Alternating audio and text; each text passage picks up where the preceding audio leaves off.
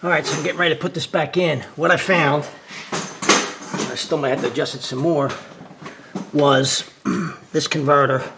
These two bracket holes don't exactly line up. I could get one in, but I couldn't get them both in, so I had to pull it back out and tweak it. And this one I could tweak just the way it's made to kind of align those bolts. But what I'm going to do is put the new gasket in. That little triangle goes up the top. And it does go, if you're having a problem getting on here, turn it 180 degrees, face it the other way, because it does make a difference. I found it does make a difference. There's a slight difference. Why? I have no idea, but there is. All right, so I've got that set in there. My gasket in there. I'm going to set this down in here. I'm going to get everything started up. I have the valve cover off because I do a valve cover gasket on this too, so I have it apart. Otherwise, you wouldn't have it off there.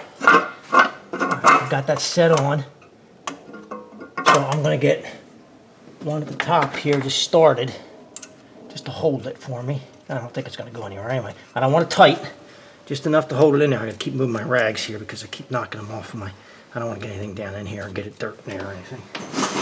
I'm going to get one of my bolts in that bracket at the bottom started. This top row, I don't want it tight, but I do want it snugged up because that'll give me a good estimation of where this manifold's going to sit. I'm not snugging them. The first round of these will be about 20 foot-pounds. I'm just going to run them in at the top here. I was able to go down on the bottom bracket that mounts to the bottom of the catalytic converter. I had to unbolt the two bolts that bolt the bracket to the engine and loosened. I didn't take them out. I just loosened them up so I could wiggle that around and was able to get both bolts started. So I've got them snugged up, not tight. I'm going to go down. It's a little easier to do this from underneath. I'm going to put my mount to my flange in place. I've got to push that gasket up in place. Snake my hand over on top here. I'll try at least. I would drop this right on my head. Oh, got it started.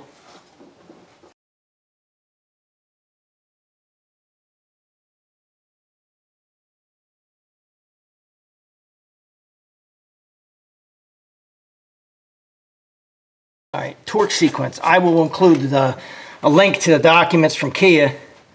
They're online. In 2 passes. I'm going to do the first time through. I'm going to go at 20 foot-pounds, and I'm going to finish it up at 38. It's got to be between 36 and 39. So 1, 2, 3, 4, 5, 6, 7. 2 passes. I'm not going to show you that. It's kind of boring, really boring. But once I get that done, I will then go back down. I will torque my bracket back to the side of the engine, and then tighten my 2 bolts that are bolted into the bottom of the catalytic converter, and then I'll tighten my flange, and that's it. And then we'll put the O2 sensors in, finish it up. Okay, downstream O2 sensor. It's always a good idea on these. When you're doing a cat, just replace the O2 sensors.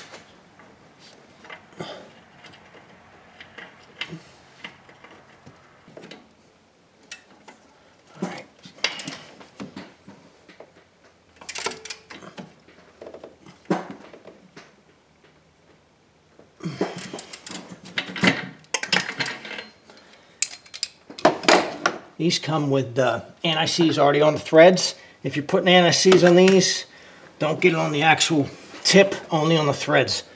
You don't want to get it on the actual O2 sensor itself. I find the right one here. Should be this guy, I believe. I put it in there, right?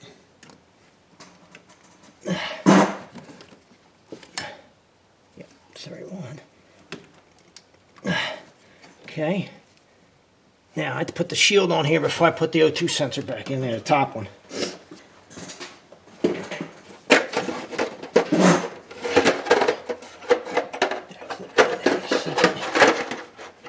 Get my bolts lined up here.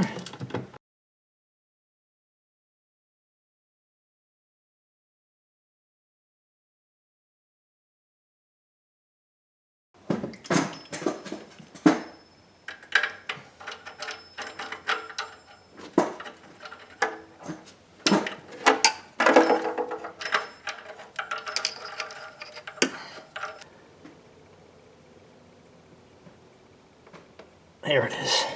Connect my connector here. My lock. Don't forget my lock. Put my lock in here. Should go right in here. Lock it together. Pin it back to the mount. Well, that's it for this 2011 Kia Sorento 2.4 liter cracked exhaust manifold. It's throwing a lean code. Well, yeah, because it's got a crack and it had 2 cracks in it, 2 pretty good sized cracks. Also was not shifting well. And that was due for a couple reasons. Reduced power because the mixture's all wrong. And this pre-cat, whatever you want to call it, the cat on the exhaust manifold, pretty clogged up from what I could see. Looking at the honeycomb, about 50% clogged up. Not throwing any codes, but certainly not working well. But now I just took it out and drove it, and shifting much better and running a lot better. It's actually got a lot more power than it did before. Not too bad on this car because the 4-cylinder is pretty easy to get behind and get in a manifold. You can get it off of there. A little bit of a hassle, but not bad. Replaced both O2 sensors. The upstream's the air fuel sensor. Downstream is an O2 sensor. Different, you know, they're not the same. You have lambda values with the air fuel sensor. And I checked them, took it out, test drove it. They look good. Lambda's right on 1, which is where I expect it to be. That's perfect. The downstream looked like it was responding well. It was doing well. Replace your O2 sensors. I always used the original equipment manufacturers for this. This is an NTK for this OE for this. You can go cheap, you're going to have problems. It's just that simple. Sensors and things like that, OEM. It'll cost you more, but you're going to have a lot less problems, and in the long run, it's not going to cost you any more. If you have this problem with your Kia Sorento from 2011 to 2015, I think is the model years, I hope it helps you out. If you like the video, subscribe below. Thanks for watching.